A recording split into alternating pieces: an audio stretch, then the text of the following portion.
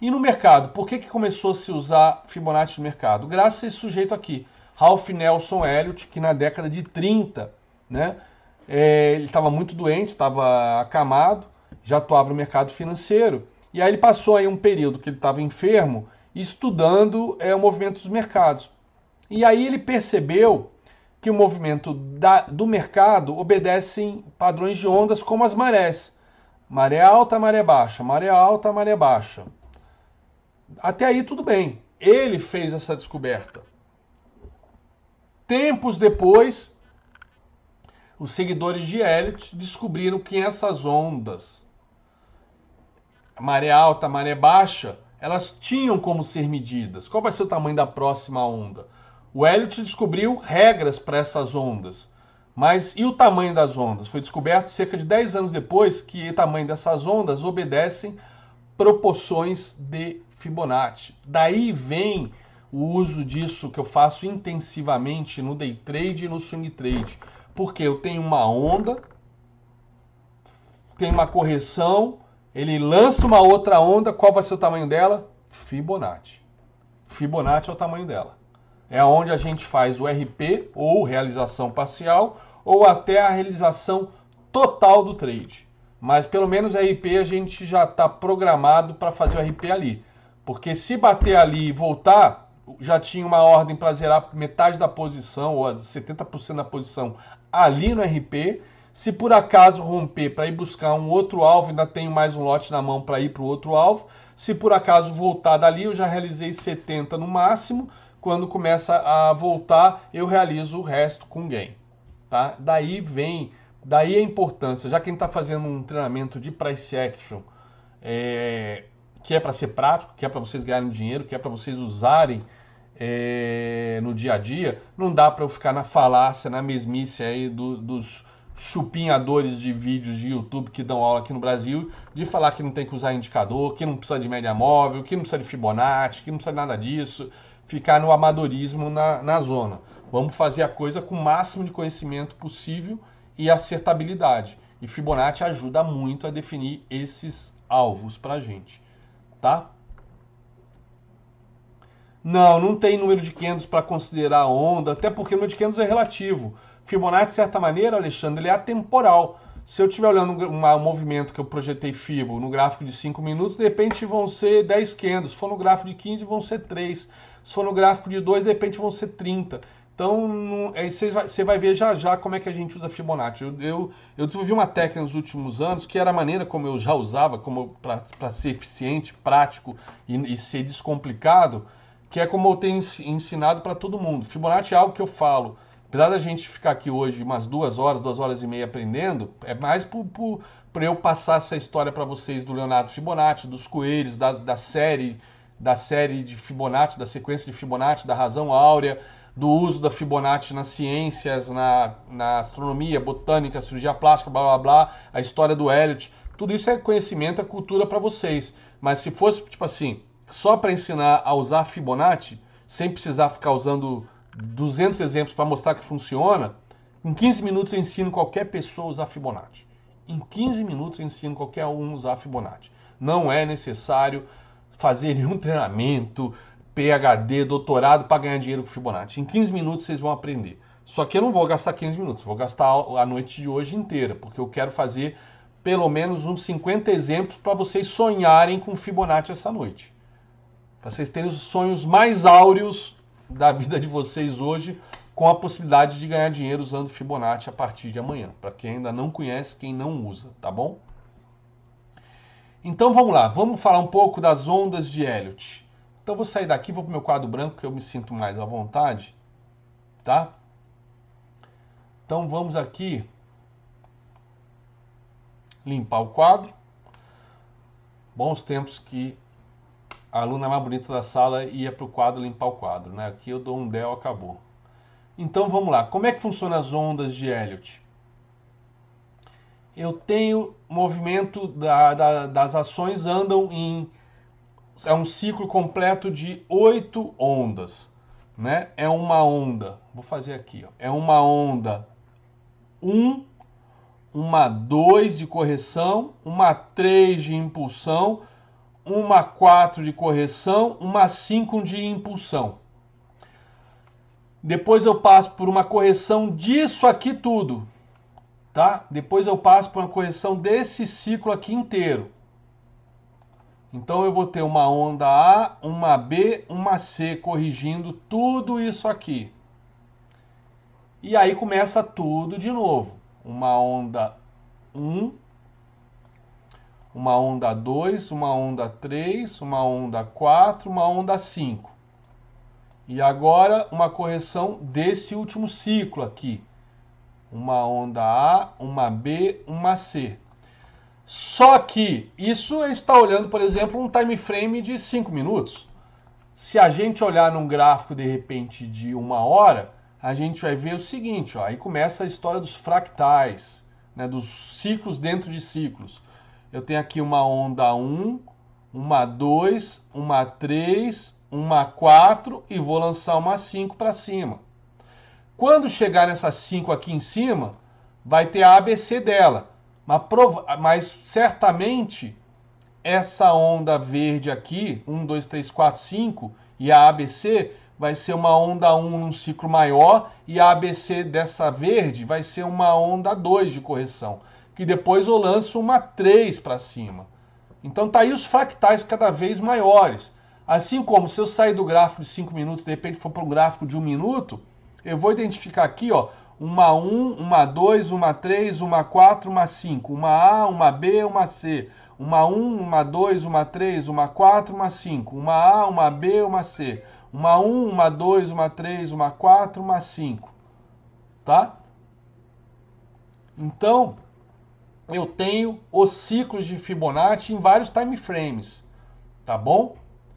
Bom, já que a gente está aqui, eu acho que eu até comentei para o primeiro secretário que a gente ia falar de ondas de Elliott no final. Como a gente está falando de Fibonacci, vamos falar de ondas de Elliott agora, né? Não tem por que falar isso no final. O contexto é agora. E o mais importante é contexto. Ô, Marielza, obrigado. Obrigado. Pô, vocês sabem que eu sou movido a elogios. Não é que eu gosto de confete, mas, puta, como professor, pô, quando a gente consegue passar o conhecimento adiante, a galera entende. Na mais uma coisa que eu mais vejo gente dizendo que não entende nada, que é Fibonacci, e eu consigo passar, eu fico com uma alegria que vocês não têm noção. Adoro ensinar. Adoro receber esses feedbacks que eu estou tendo sucesso ensinando. A ABC é a correção do 1 a 5, Samuel. Do 1 a 5, do ciclo inteiro, tá? E aí, num fractal maior, ela é a onda 2 dessa onda 1 anterior, tá? Então, vamos lá. Vamos às regras de Fibonacci. Regras de Fibonacci não, as regras da onda de Elliott, tá? Vamos pegar aqui. Se eu tenho uma onda 1, na sequência eu tenho uma 2, certo? Beleza, tive a 2. E eu tive a onda 3. E agora eu vou ter a 4, certo? Só que tem um detalhe que é chamado a regra da alternância. Se a onda 2 não é complexa, e essa aqui não é complexa, e quando eu fizer a 4 vocês vão entender por que ela não é complexa, a 4 vai ser complexa. Isso é uma 4 complexa. E aí sim eu lanço a 5. Por isso que ondas de Elliott é algo complicado. E aí sim, Elliott em si, para ser um bom elliotista, é uns 2 anos usando e praticando. Não é ficar olhando o gráfico do passado. É fazer os desenhos para o futuro e ver se bate. E fazendo os ajustes todo dia, ou toda semana, ou todo mês dos estudos que você faz. Leva 2 anos, além de cair de cabeça no livro do Prescher. Cadê ele? Para você dominar essa encrenca, tá? Tá aqui. Essa é a Bíblia, é o livro consagrado de ondas de Elliott. Então você tem que não é tão grosso assim, mas é casca grossa. É cabeludo, tá? Bem cabeludo. Bem cabeludo aqui os movimentos, tá? Então leva uns 2 anos. É a única parte da análise técnica que eu acho mais cabeluda para você realmente ser fera, tá? Agora, eu consegui simplificar isso em algumas regrinhas. Então, essa regrinha aqui, na verdade, como é que eu faço minha contagem de ondas? Além do lado visual de bater o olho e achar, encontrar esse padrão aqui que eu estou desenhando para vocês, eu aplico as regrinhas de exclusão para poder eliminar alternativas que não batem com as regras da onda de Elliott. Por exemplo, acabei de mostrar para vocês a regra da alternância. A onda 2 não foi complexa, então a 4 tem que ser. Outra regra, o fundo da 4, no caso uma complexa aqui, não pode violar, não pode estar abaixo, violar às vezes até viola, tá? Mas não pode estar abaixo do fundo do topo da 1. Por quê? Porque aí miou o padrão. Então, por exemplo, se você está olhando uma onda, um ciclo que você acha que é uma onda 1, uma 2, uma 3, e aqui seria uma 4, você fala, está errado. Por quê? Porque, ó, isso aqui é a 4, o fundo está abaixo do topo da 1. Então não é uma onda 1, 2, 3, 4. Certo? Provavelmente isso aqui tudo é uma 1, essa é uma 2 e agora que vai lançar 3. Aqui foi um ruído, foi uma pequena correção, uma bandeirinha, como a gente opera tantas vezes no nosso dia a dia operando. Isso foi uma bandeirinha, tá? Uma bandeirinha no meio dessa onda 1, um suspiro, tá bom? Então, essas regras de exclusão ajudam a gente realmente mapear melhor a Fibonacci. Então tá aqui, a onda 4 não pode ser abaixo do topo da 1. Outra regra, que é óbvia, né? Mas vamos lá, vamos passar ela adiante. Onda 1, a onda 2 não pode violar o fundo da onda 1. Porra, é óbvio, né? Mas tudo bem, é uma maneira de você excluir na hora que você está folhando um gráfico enorme de longe. Fala, não, isso aqui não pode ser uma onda 1, 2, isso aqui não pode ser uma 1, 2, 3, porque a onda 2 está abaixo do topo da 1, né? É aí que vem a parte de Fibonacci. Normalmente esses fundos aqui tá numa retração de Fibonacci. 38,2, 50, 61,8. Tem aquelas mais exóticas que eu não uso, que 76,4, 23,6, tá? Tem gente que tem seita por esses outros dois números. Eu acho seita. No mundo inteiro são pouquíssimas pessoas que utilizam. Então, eu sou daquela linha de que eu gosto de usar o que todo mundo utiliza. O que ninguém utiliza, sei lá, pode até ser que um trade ou outro eu pegue usando esses níveis, mas eu prefiro abrir mão desses trades e pegar os trades que está todo mundo entrando, tá? Porque é onde vai ter mais participantes, mais gente atuando, mais chance de eu estar certo também. Bom, então tem a regra da alternância, tem a regra da onda 4 não poder romper o topo da 1, tem a regra da 2 não poder romper o fundo da 1. Ah, tem a regra do tamanho da onda 3. Atenção, muita gente fala que a onda 3 é a maior das ondas. A onda 3 é a maior das ondas. Então isso ajuda a contar? Ajuda. Só que está errado. Está errado. A onda 3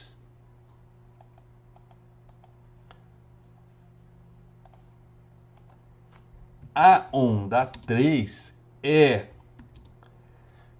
geralmente, muito diferente não ter essa palavra, é geralmente a maior das ondas.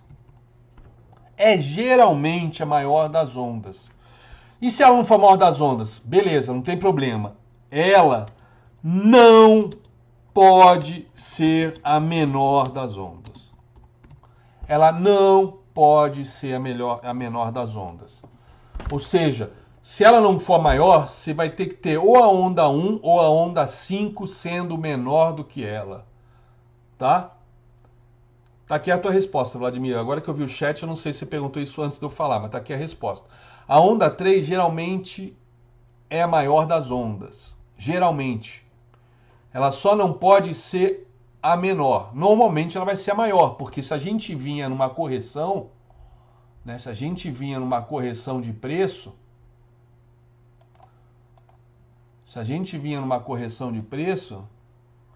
lança uma onda 1, faz uma 2, rompe o pivô de alta, ou seja, entra em tendência de alta quando passa desse topo, o mercado tende a pegar impulsão e normalmente ela tende a ser a maior das ondas. Aí depois dá um descanso, dá o último movimento, aonde os amadores entram e os profissionais estão enfiando os amadores para depois passar por correção, tá? Então, geralmente, ela é a maior. Ela só não pode ser a menor. Então, ela pode ser menor que a 1, pode ser menor que a 5, mas não pode ser menor que a 1 e menor que a 5. Beleza? Tirei a dúvida agora, Vladimir Lindenberg? Não, não. Então, vamos lá. Eu tenho aqui a onda 1, a onda 2, a onda 3, a onda 4 complexa e a onda 5. Ela geralmente é maior. Se ela não for maior, ela vai ter que ser maior que a 1 ou maior que a 5. Ela não pode ser menor que as duas. Entendido? Beleza? Tirar a dúvida? Com essas regras de exclusão que eu acabei de passar para vocês, fica muito, muito, muito fácil vocês contarem ondas se vocês quiserem. No dia a dia de day trader, principalmente, até de swing trader nem tanto, mas day trader, eu não conto onda no day trade, pelo amor de Deus. Não dá nem tempo, tem que ganhar dinheiro, tem que pegar o pivô, plotar o alvo, fazer entrada, acender uma vela para Oxu e... Oxu não, Exu, e ver se dá game para tocar o movimento é sexy pra galera. Não vou ficar contando onda no day trade nos 5 minutos.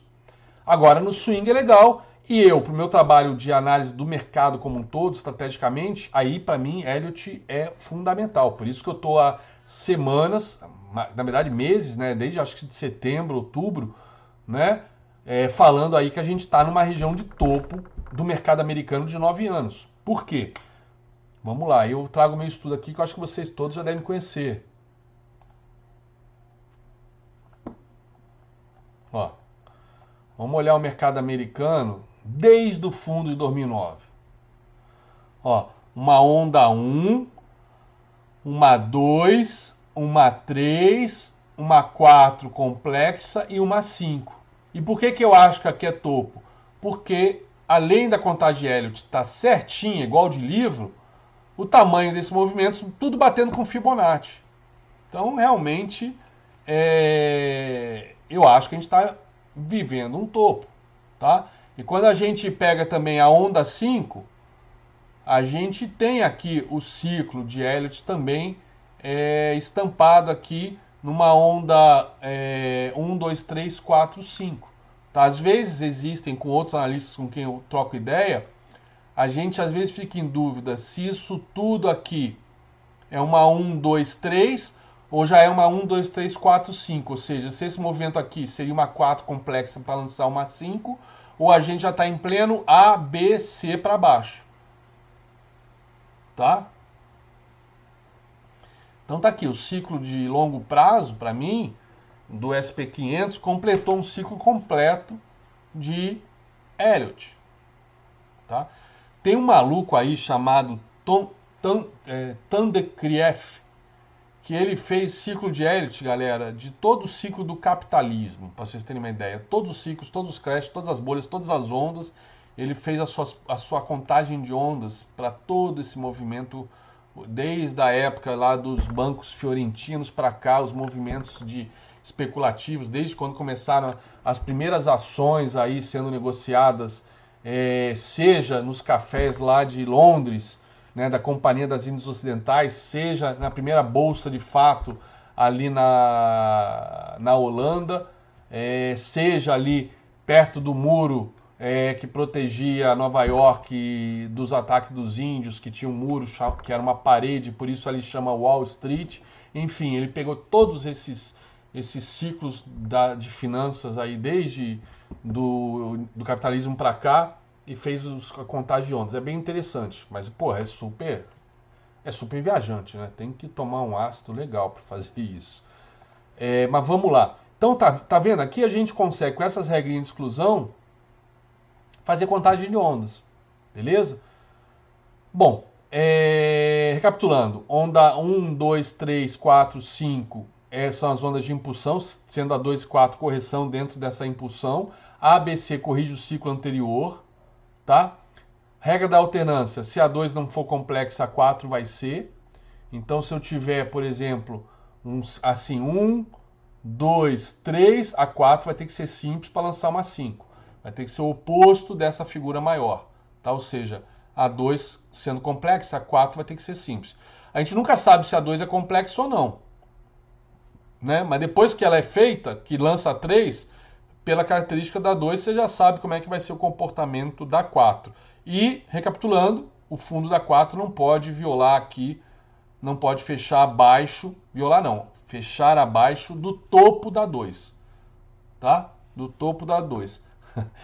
Elliott é a coisa mais chatinha, tá? Vamos para Fibo, que aí Fibo começa a ficar interessante. Fibo, como eu falei, em 15 minutos eu ensino para vocês. Não, não é possível. Se as duas forem complexas, Roberto, quebrou o modelo. Então é outro tipo de coisa que você está vendo. De repente a 2 não conta e aquela 4 não é 4, é 2 e aquela 1, 2, 3 é uma onda 1 somente, por exemplo. Vamos supor, vamos desenhar aqui.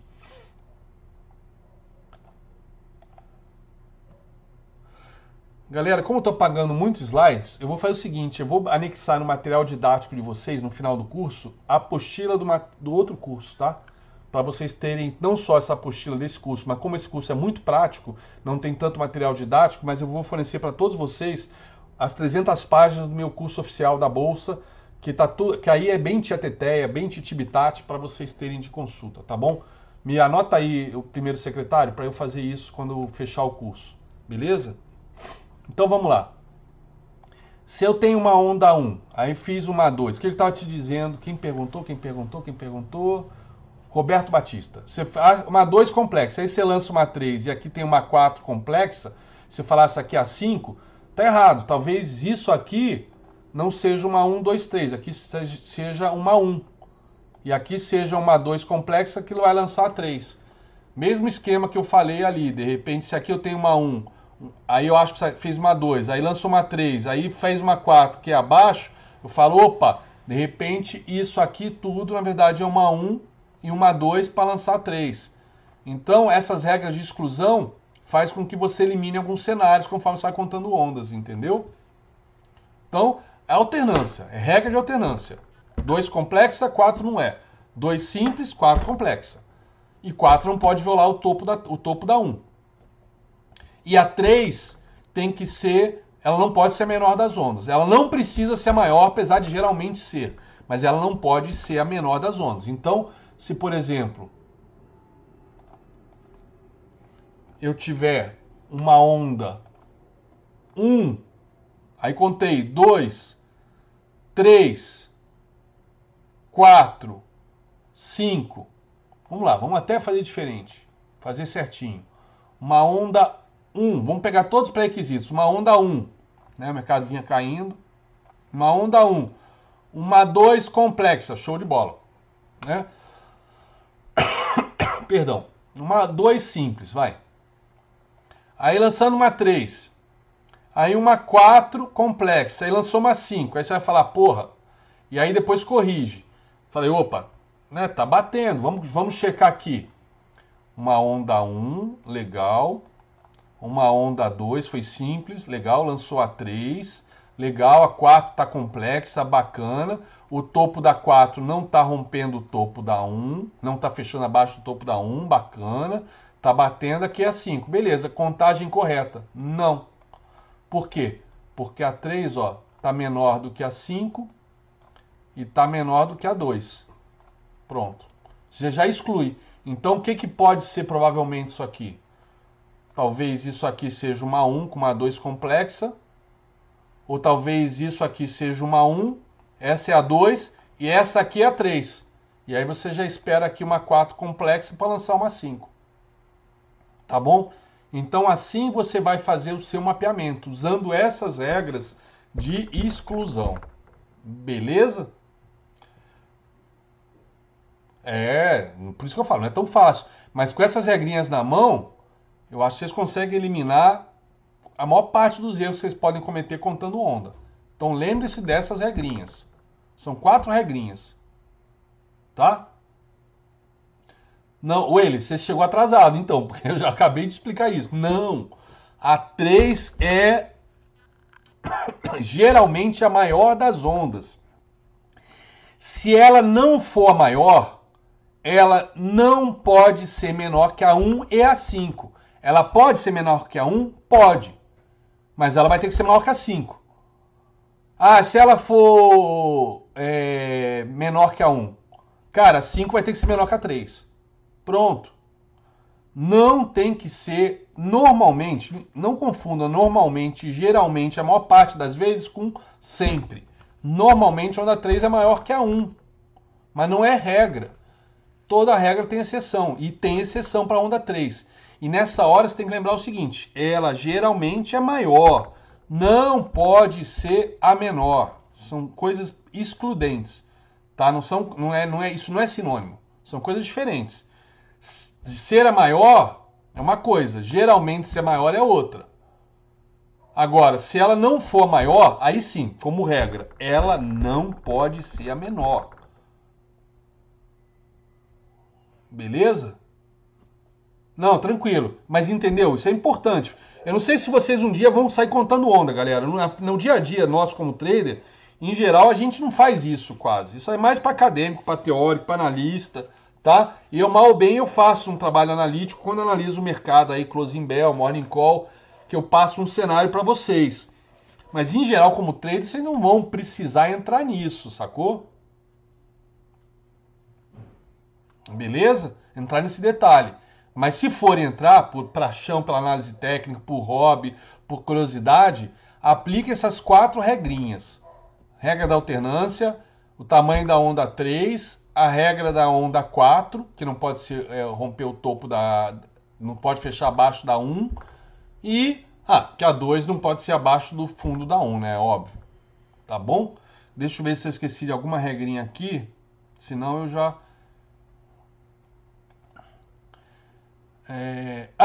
a onda 5, né, normalmente tem o tamanho da onda 1. A onda 5 normalmente tem o tamanho da 1. Se a onda 5 tiver o tamanho da onda 1, obviamente a 3 vai ter que ser maior, né? Porque se ela for menor que a 1 e a 1 tem o tamanho da 5, aí tá errado. Aí tá errado. Se a 1 e a 5 tem o mesmo tamanho e a 3 é menor que a 1, tá errado. Porque ela tem que ser maior que uma das duas. Beleza? Então, Roberto, quando ele faz o ABC, ele retorna até uma proporção, uma retração de Fibonacci do movimento de 1 a 5. Do movimento de 1 a 5, tá bom? Ele retorna Fibonacci até o movimento de 1 a 5. A menos que a gente já esteja numa tendência de baixa primária, que aí você começa a fazer o que para baixo? 1, 2, 3, 4, 5. A, B, C. 1, 2, 3, 4, 5. Ou seja, você inverte essas contagens. Você vai fazer a impulsão. Já que a tendência é de baixo, ele vai fazer impulsão para baixo, retração para cima. Então é 1, 2, 3, 4, 5 para baixo, ABC para cima. 1, 2, 3, 4, 5 para baixo, ABC para cima. Apesar de ter alguns analistas que fazem os estudos sempre com ABC para baixo e 1, 2, 3, 4 para cima. Mas você pode fazer as duas coisas. Você pode fazer a impulsão para baixo, beleza?